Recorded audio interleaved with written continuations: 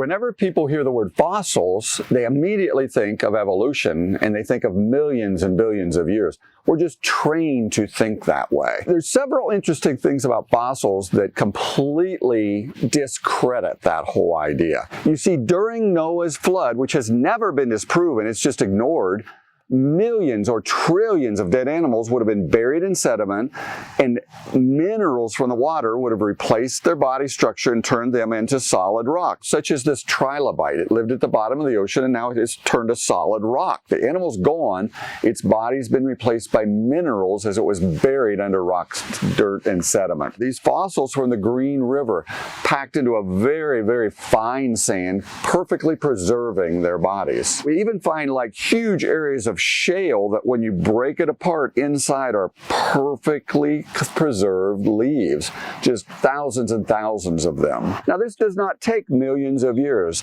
As a matter of fact, fossils aren't even forming today. This is a beautiful piece of petrified wood. You can still see the circular tree rings as the wood itself has been turned to rock. Now people are trained to think it has taken millions and even billions of years of slow, gradual settling of sand and particles and calcium carbonate to capture these animals and slowly turning them into fossils. Now, fossils don't even form today. A tree that dies in the forest, it doesn't turn to solid rock, it turns to soil. A dog, when it dies, its body doesn't turn into like a petrified skeleton of the dog that's now rock. It degrades until it's totally, completely gone. We even find millions of pieces of poop from dogs and animals and dinosaurs and birds. They're called coprolite.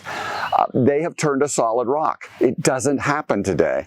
Something very different happened in the past. In Australia in the 1920s, a mine was shut down and one of the miners had left his leather hat just laying in the water, and mineral-filled water just percolated past it year after year, decade after decade.